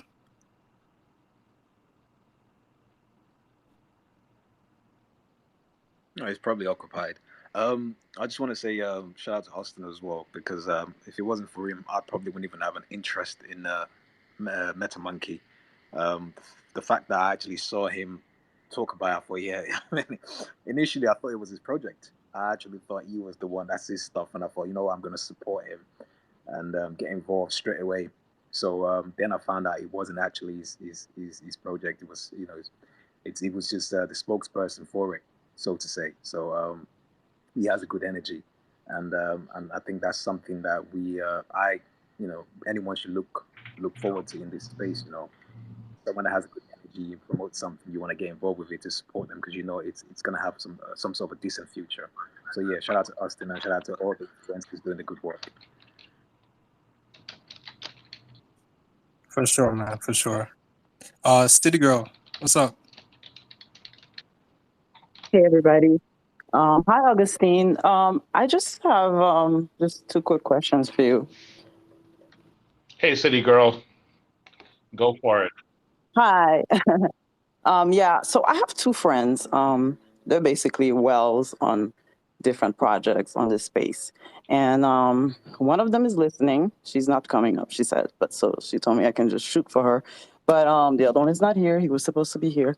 But I guess they're kind of like very critical people too.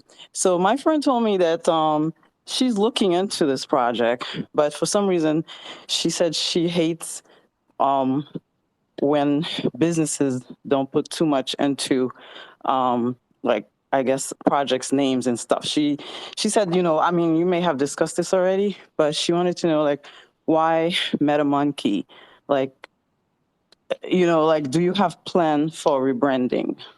Yeah, that is a good question. So, a lot of people have asked that question and they shared the same sentiment, and I totally get it. There was thought behind our name, just like a lot of things we've done. It was deliberate. So here's our thought, right? The reason we came up with the name is MetaMonkey AI.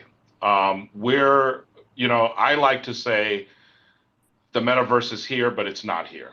It's barely here. It's the infinite stage of the metaverse. We're just little babies in the metaverse right now.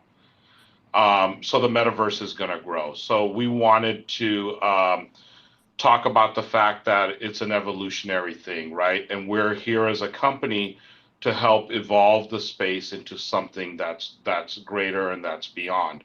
So if we think about the word meta, okay, so meta can be translated to mean beyond, which it is, but meta is a Eastern philosophy term, and it really talks about transcendence, and it talks about moving forward and transcending to a higher plane or a higher level.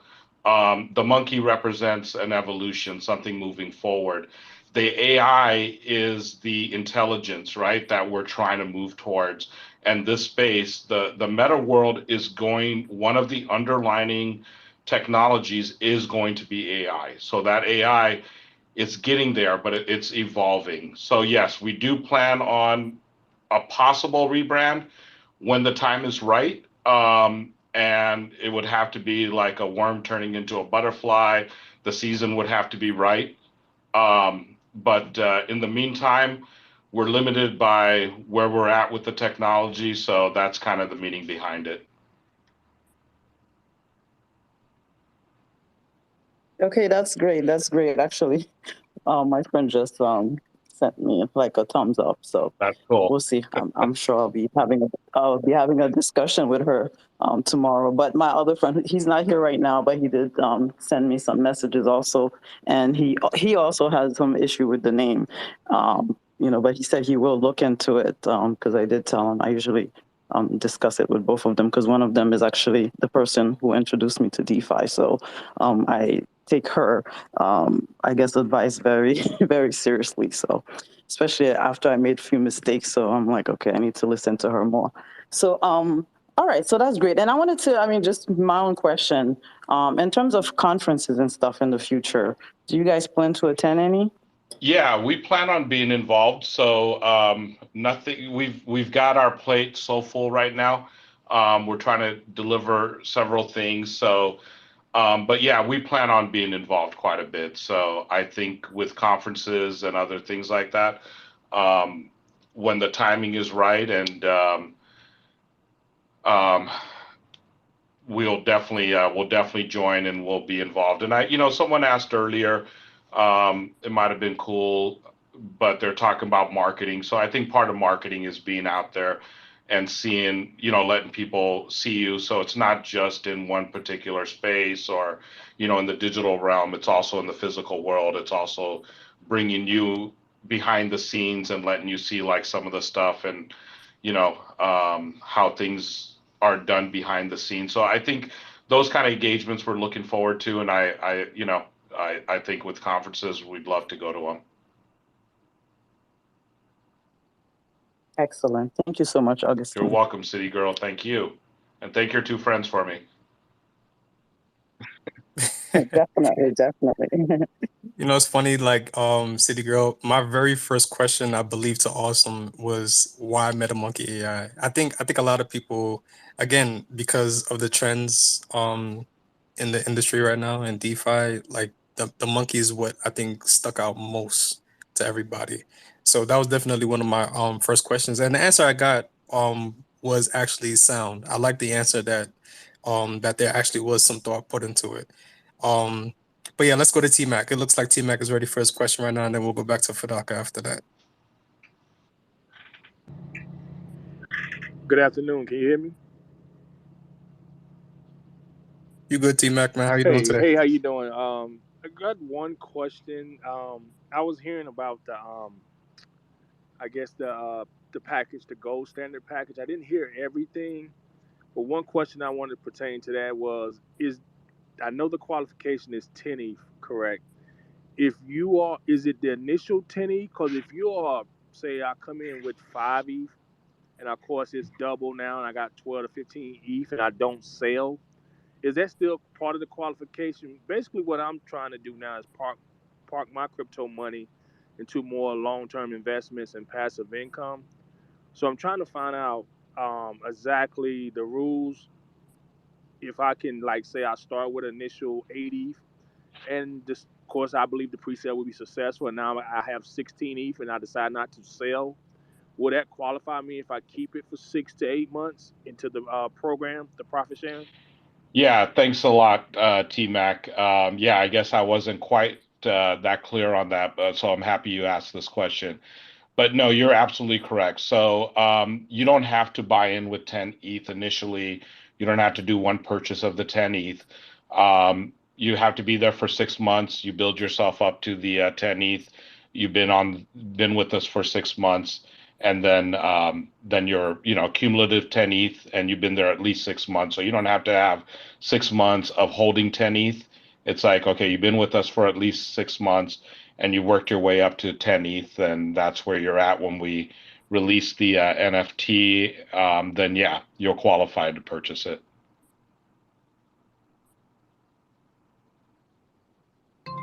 Thank you so much. That is awesome news to hear. Cool. Thank you, T-Mac. Appreciate the question, T-Mac. Fadaka, go ahead, bro. No, I was just gonna, in terms of the online metaverse store, I just want to ask, what's the vetting process? For example, if I want to actually have a store on the metaverse, I mean, what vetting process will I have to go to? Because I feel like, if there's not a strong vetting process in place, we can have scammers open stores, and that can actually have a bad reflection on the actual company itself. So, what would you require as a vetting process for potential store owners that want to have an online metaverse store with MetaMonkey? Yeah, so all the details of the vetting process still have to be put down on paper, but that's something we have considered, and we're going to want to work with real businesses that have a presence. We're going to work with things that don't have any ethical issues with ethics, that don't have issues with laws. But all that stuff has to be flushed out. We have to look at the legal side of it, make sure that we're not breaking any laws and not discriminating. So all that stuff has to be looked at. But what we're trying to do is deliver real technology, and we're trying to deliver it to serious people that want to do business the right way. So at the end of the day, those are like the qualities we're going to look for. As far as the specifics on the vetting, when we get to that point, we'll put them up and let people look at them. Yeah, I actually think that's a great question for Dhaka because, it can be a bad look if you just have the wrong entity, the wrong business comes to your, the meta mall, and it can definitely reflect bad if someone gets taken advantage of. And again, in this space, the lack of regulations has allowed scammers and people who don't really care for other people's hard earned money. They've run amok in this space, and we would never want the wrong person to be a part of your business to then make your business look like you are not running it the right way. So I think a strong vetting process is absolutely like imperative, not for nothing. Um, but speaking of that, I know you have a partnership with a vintage wine company, right? I actually got this question from Awesome. Maybe one of his viewers asked it in his live stream. But are there any established partnerships in that you are in talks right now? Like basically, like when you launch, or when you're getting ready to launch your actual mall, are there anybody that's on board right now? Yeah, so the partners we have are listed on our website, and those are the laboratories we're partnered with. Um, but as far as any new partnerships we formed, no, we have not formed them yet. We've been working very diligently at getting all this stuff launched and also keeping up with the technology side of it and getting that ready. Um, so we're open to that. And then when the time is right, we'll start having those conversations. But right now we're a little preoccupied with what we have going on. But yeah, we're definitely open to partnerships, but there's no other partnerships in place right now. Okay, so just the partnerships that you have on the website, the vintage wine company, the laboratory, but is there any specific industry that you're looking toward? Kind of, how do I say this? Are you going to gear your company toward a specific industry or a specific set of industries? I know that in the last AMA we talked about, the marijuana industry. Because of the strict laws and regulations that we have here in America, it's hard for people who have a business that involve marijuana to have a real bank, or somewhere where they can cash out, somewhere where they can store their money. Besides that, are you looking toward any specific Yeah, so industry? we've considered some industries and we have them in line, but nothing's written in stone. But cool, we do want to go after some of the underserved industries out there. Like we did talk about the marijuana, and we're pretty serious about that. And it depends on the specific technologies. So we're going to tie certain technologies to certain industries that are going to make a big difference. So I think with marijuana shops, it's a great marriage, right? So there's a lot of legal shops in the country here. I'd say 99+% of them don't have any kind of payment processing. The traditional banks don't want to support them in any way. The traditional payment processing don't want to support them in any way. I think the idea behind crypto and DeFi is to give more power to the community and have some decentralized systems in place. So I think if you're a legal shop and you're doing things the right way, and we have technology that can help them, and they happen to be an underserved industry, I think we would partner with people like that if they want to partner with us, and we'll provide that technology to them. I think that functional NFT is a great way to provide them a service. And when I say partnership, what I mean is,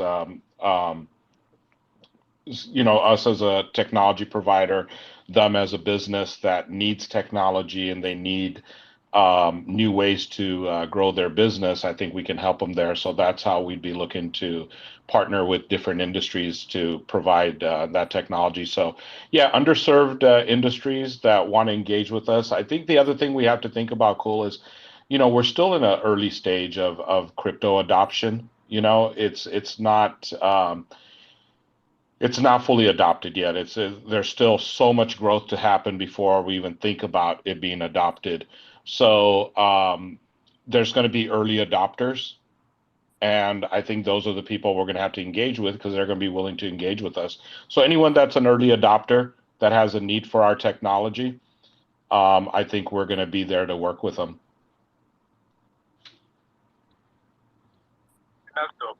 And that's dope because it sounds like you're willing to grow with everyone. And again, going back to what I said earlier, the fact that you guys are communicating very well with the community, that it just says a lot about you as a company and the direction that you're going. So please continue because that's exactly what we need. We need you guys to want to help build Web3. When I invest now, it's more of what am I putting my money into that's actually going to expand this space for the better. Because like I haven't said this earlier, but I have two boys, right? 113, 112. And when they're my age, I would love for the world to look a certain way, especially when it comes to Web3 and Web3 technology. So I love the fact that you are willing to grow with other companies. It just says a lot about you and your company as a whole. Um, Twiz, what's going on, man? How you doing?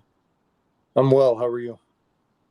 I'm good, man. I'm good. You're another one that I'm sorry I didn't even mention you earlier today, but Twiz is quietly one of the hardest working people that I've seen as well in this space. So shout out to Twiz, man. I know we had a conversation behind closed doors about my potential project, and I thank you for the advice that you gave me, and I appreciate it for sure. Yeah, actually, I had more things to say to you about that, but we can do that another time. I wanted to jump back to the NFT question real quick. The question was if you, or the answer ended up being if you jumped in with 5 ETH and then in 6 months from now that is 10 ETH, are you eligible for the NFT? And you said yes. But the reverse of that is, what if somebody purchases 10 ETH and 6 months from now it's only worth 7 or 8 ETH? Are they now no longer qualified because of the way the market has gone, or just I guess the value of the token has Yeah, gone? Twiz, that's a very good question. So I think what we're going to have to do is I'm going to have to sit down with the team, discuss it, and put it into much greater detail and spell it out, just so everyone understands exactly what the rules are. I think when the rules are established up front and people know what they are, it's whether you like it or not, at least it's fair, right? Because it was announced and it's out there in the open. So yeah, I do appreciate that, and we'll put more detail in there, and we'll announce it, and everyone will be able to take a look at what that's gonna require. Yep, sounds great. It's going to be a tricky situation, so I'm sure there's a lot more to think about. I trust you guys. That's all I got. Thanks. Thank you, Twiz. Actually, a follow up to that. Let's say only 500 wallets meet that requirement. You said you're gonna have 1,000 investment NFTs. Will the other 500 be unlocked for the general public, or would there be any other qualifications? Or you guys would limit it to whoever was whoever had the 10 ETH? Like, how does that work exactly? Or is that something else that you Yeah, have I to think that's consider? something we'll have to consider, and I think we'll tackle that when the time is right. So we'll have to take a look at that. I think there's too many variables right now, and not too sure what that could end up looking like. I'm hopeful that we can achieve everything we're looking at, but if we need to be nimble and need to adjust with some business decisions, with some technical decisions, with some investing decisions, we're always going to be open to looking at things and making sure you know we're making the right decisions, or we need to adjust some of the decisions, just depending on what's happening in the market that day. It sounds good. It sounds good. I actually had a question I wrote down a little bit earlier. But in the meantime, what's your thought process behind doxing? Like, you don't necessarily have to dox in a space, but why did you choose to dox Yeah, yourself? so one of the first things we came out with was did the the Certic doxing system. So we wanted to do that because we're coming here with a serious project and with serious technology. So we wanted to let people know that that we're serious, we're part of this. When we first approached Austin and started talking to him and had some conversations early on, he had introduced us to a couple of people that he had a lot of respect for, and old guy Dave and Ponzi. So they wanted the first thing they did was they didn't like the name at all. They said, we're not even going to look at this company. We don't like the name. So, but fortunately, they had enough respect for Austin where they came and met with us. But the first thing they asked before they even got on a call with us is they said, hey, you need to be doxed by us. And these are the rules we have. And this is how we'll treat the doxing and so forth. And they were very businesslike. So yeah, we did that because we want to let people know that, hey, we're here, we're real people. We don't plan on screwing the community over. And we also, we've looked at things that have happened over the past year or two. There's been so much excitement because, some people have made some incredible amount of money in a short period of time, and people get super excited about that, and they're just, willing to jump in with the little that they have. That other people come into the space and they start taking advantage of these people. So we felt like it was important to let people know we are real. So we did the Certic KYC right out of the gate, and we wanted to create like a new blueprint of other people that come into this community and they want to launch stuff. We want people to say, hey, here's certain projects that did it the right way. So why don't, if we hold other projects to a similar standard, then maybe we might get better quality of projects that get out there instead of people that are just looking to take advantage.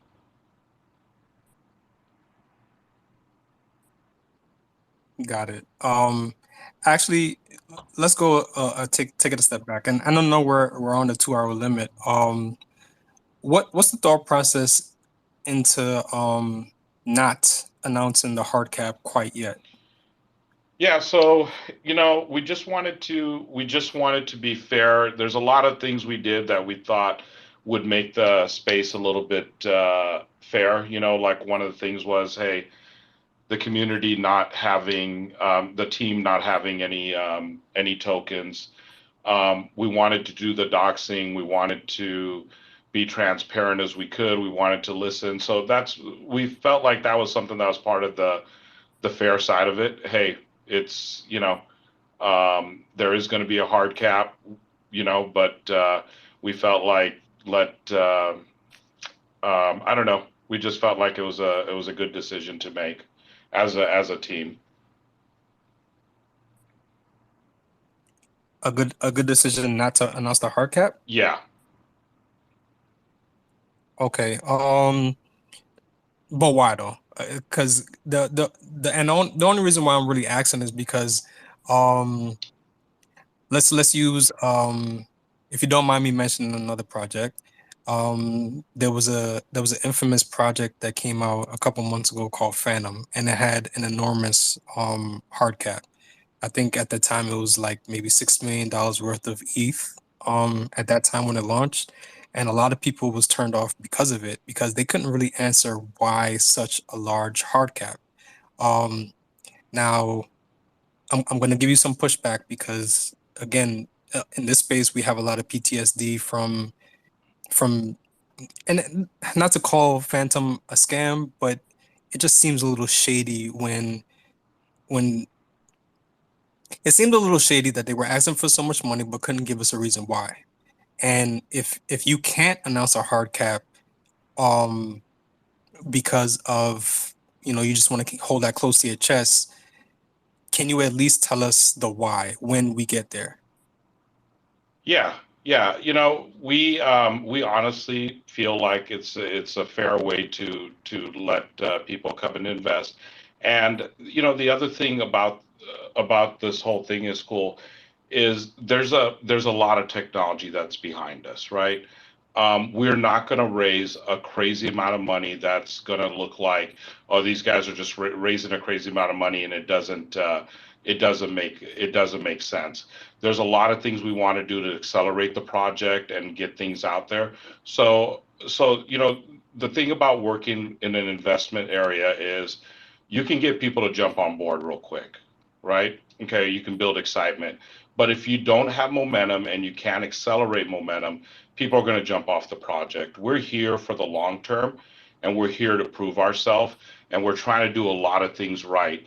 I can understand certain people don't like that we're doing it that way. I totally get that, but you have to look at the bigger picture, and you have to look at everything that we're bringing, and it's also something that we're going to have to follow through with. I know I'm saying a lot of the right stuff, but this is also things that we want to deliver and we want to do.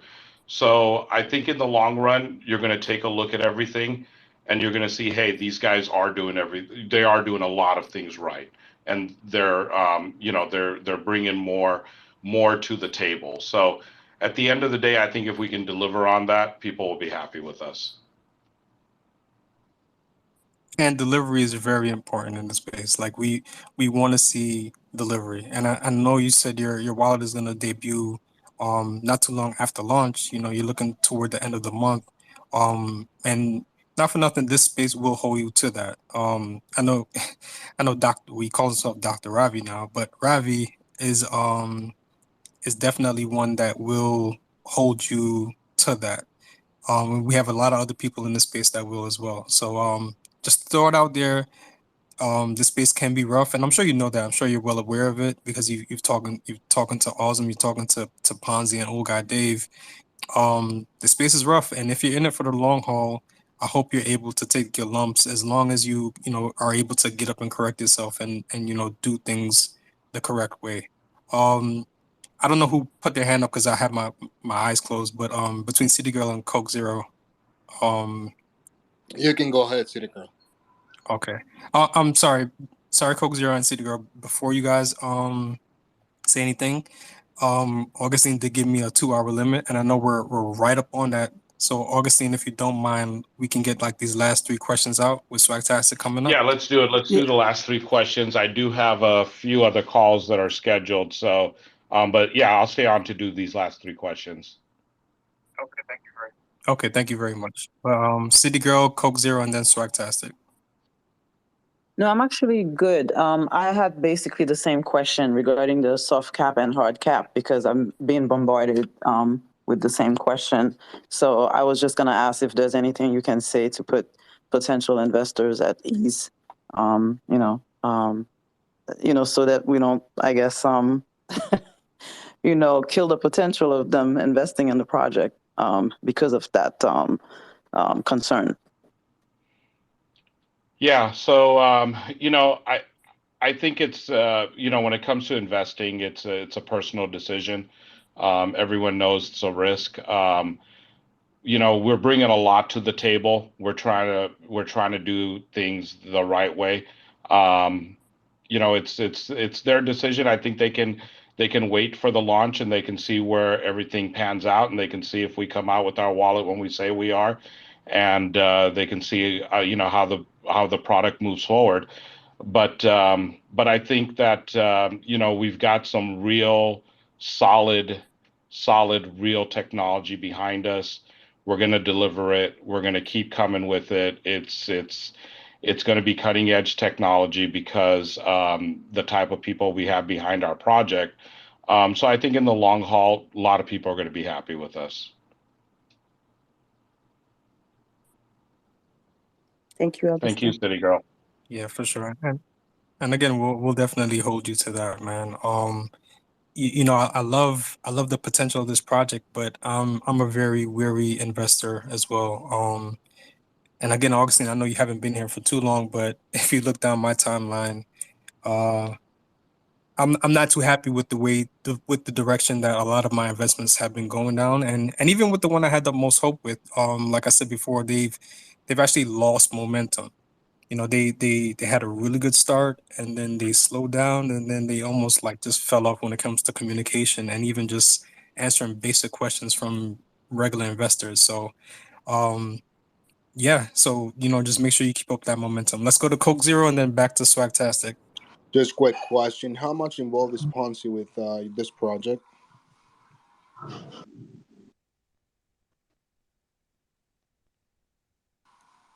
August, are you there? Hey, I'm sorry. Someone was calling on the phone, and every time someone does, it kind of cuts me out, but I'm back. It's okay, man. I just have a quick question because I do like the project, but how much is Ponzi in this project involved?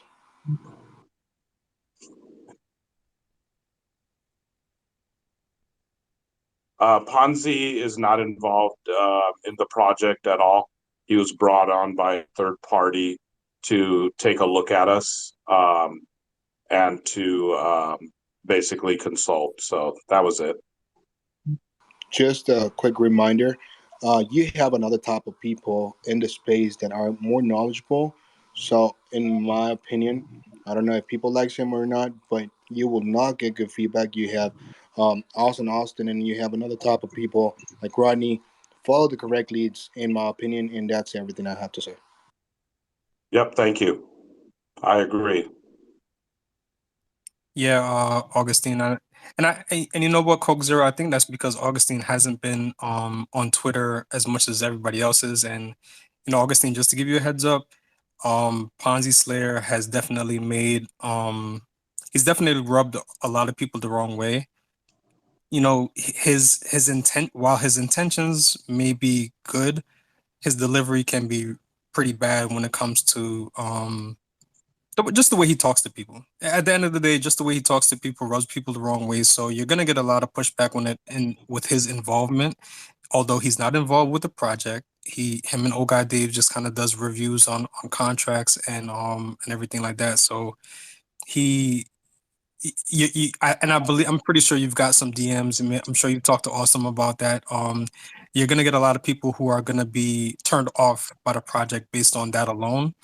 But again, if you can deliver on everything that you say you're gonna deliver on, if you're gonna keep moving forward and keep the momentum and keep the communication up, I'm sure you have no issues. But again, just as Coke Zero is kind of alluding to, as a heads up, there is gonna be some pushback because of that alone. And I know actually, there's a couple of influencers who've openly said that they're staying away from this project just because his name is tied to it.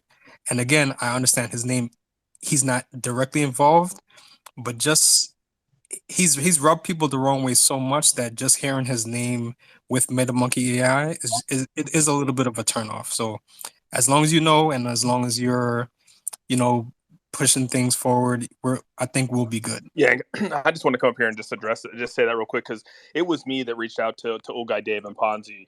Like I said, we all sort of have friends in this space, and take it for what it is. Some people rub people the wrong way, and vice versa. And I agree with Coke Zero. There's a lot of people in this space that you can reach out to, and that's the best part about this is that this company's reached out to a lot of people to consult with, and there'll be more opportunities to consult with other people. Like I said, Ponzi and old guy Dave, have just were. We've been friends in this space, and again, I felt comfortable having them look at it, and they gave a lot of really good feedback. Like I wish a lot of maybe even be able to share on their AMA everything that they went through. And so again, I get that the people sort of have their own taste in their mouth when it comes to certain people, but I do appreciate Ponzi and old guy Dave, and what they were able to help out with this, right now. So I get what you're saying, Coke Zero, and it is what it is, right? People were upset even about the whole Shinobi thing. So, you try, you win some, you lose some. People might not like it. Some people will. It's a catch-22 in this space, and I think we all know that. It's just because your project is really good to be involved in someone specifically, right? Much of this spaces, Twitter spaces, they're fucked up, man. I'm sorry for the word, but getting the correct people, getting the people that is involved into the communities, you will get the correct leads that you need. Because the project I rated, it's really awesome. I hope you get your certic audit done so you can launch, right? Yeah, and that's one thing about this. I mean, a lot of this space has created their own little communities within the communities themselves, and so no, I think it's important to recognize all that, and like I said, I become friends with a lot of people in this space, even like Faltron, even through all the trials and tribulations we've all been through, and it's nice to look at a project and say, man, can we all come together? Could this be the project where we all come together? I don't know, but maybe not. Probably, you never know, right? Yeah, so I mean, it is what it is. Like, like I said, the best thing that Augustine can continue to do is just work hard on the project and prove himself at the end of the day, because that's all we need. We only need him to perform. Let's go to Swagtastic. I know like Augustine has to go soon. Let's go to Swagtastic and then Sixer, and then after that we're gonna shut this down. Good space so far, man. I appreciate everybody coming up Hey, for cool. the Hey, feedback and the cool. questions. Hey, cool. I'm really pushing up against the clock. If we can make these super quick, I'm getting blown up on my end. But yeah, if we can make these super quick, I can get through them in a couple minutes. Okay, cool. Go ahead, Swagtastic, Yeah, Sixer, and yeah, then I'll be that's it. quick. So I do apologize if this has already been mentioned before. But I was just wondering what percent of the allocated capital that is being raised on the pre-sale is going into the liquidity pool. 70%. Okay, great. Thanks, man. That's it for me. Yep, thank you. All right, I guess Sixer. it would have to be. Yeah, thank you for bringing me up, brother. Regarding ETA for the hard cap and soft cap, even after being done, do you have some type of time frame, or it's just still up in the air and you're not gonna disclose it? Yeah, so we're waiting for all the pre-sale numbers will be disclosed as soon as we get the CerTic audit done. So I think we're just inches away from it, but we've talked about the hard cap. There's going to be a hard cap, but it's not going to be disclosed. Okay, and then just for going in the future and the people that you guys do business with and get consulted with, I'll tell you this, man. Past experiences, Ponzi has gone after my family and friends. This is why I didn't like what I hear and I had to come up here and say it. Yeah, and that's what I was talking about earlier. Because but again, as long as it's just straight up advice that he's given, he's not involved in a project. He's not getting any team tokens. He is not going to be a part of the project in any way that will affect it down the line, currently, in between, or long term. So that is nothing that any of us have to worry about. Hey, cool. Can I just say one thing? The one thing I'll say is, like, with our project and our company, we're trying to be open. We're trying to talk to people. I don't know everyone's history and where people are coming from, and I don't know any personal relationship as far as things that have happened between people. So this wasn't us doing this to spite people, right? It was just, hey, they recommended, and I said, yeah, we'll talk to people that want to dox us. We'll talk to people that'll review us. But there wasn't any malice thought to it. It's just more that, yeah, they were recommended. And the other thing you have to look at is, hey, we did the CerTic KYC. We're doing the CerTic audit. We're paying for Skynet. There's a lot of things this project's doing that I know many other projects haven't even come close to doing, and we're doing all this before pre-sale. So I would just, tell the people, like, try to keep that in mind, and give us a fair opportunity, not something based on some personal opinions about someone. Although I know, sometimes those are strong opinions, and I totally get it if that's something that goes into your equation. And it's All right, Austin. Thank you very much. right, and we didn't touch on that at all. But having the Skynet, I don't know if people are aware, but Skynet is a 24-hour, 24/7 service that CerTic provides that basically kind of keeps an eagle eye over the contract, and to make sure that there's nothing, no funny business going on, to basically secure us as investors. So that's something gold that a lot of projects don't even come close to even doing, let alone have a CerTic audit. So yeah, let's shut it down, Augustine. I know you're a busy man. You got to get on your get on those phone calls and conferences. I appreciate your time. Thank you for coming up. and maybe we could do this again some other time when when we're getting close to pre-sale, close to launch, or whatever the case is. But I really appreciate you coming out here because I learned a lot today, and hopefully other investors did. So thank you. Yeah, thanks a lot. Cool. Thanks, City Girl. Thanks, Fadaka. Thanks, everyone, for listening. I appreciate it. Appreciate all the questions, and we'll be around. And for sure, Cool, I'll definitely come and visit you again. That's beautiful, man. And you know what? Shout out to you for answering tough questions when a lot of people will start mumbling and stumbling over themselves. And you're obviously confident in yourself and in your company. And that says a lot about you. Thank you. I appreciate that. Yeah, we try not to back down from things. You know, being in business and experience and stuff, we don't always do the right. Don't always have the best results. And when that happens, you just got to pick yourself up, fix the situation, take care of the people that count on you, and then move forward and give them a stronger reason to stay with you. Absolutely, man. Thank you again. To everybody that came up, thank you. Awesome fan. Appreciate the work that y'all do is amazing. City Girl Fadaka, I appreciate you. Anybody that came up to this talk, appreciate you guys. Until next time. I don't have a cool way to end this, but yeah. Fadaka, City Girl, I don't know if you want to say anything. Thank you guys for coming on. Appreciate you. Until next time. Take care. Bye-bye. Thanks, everyone. Thanks, Augustine.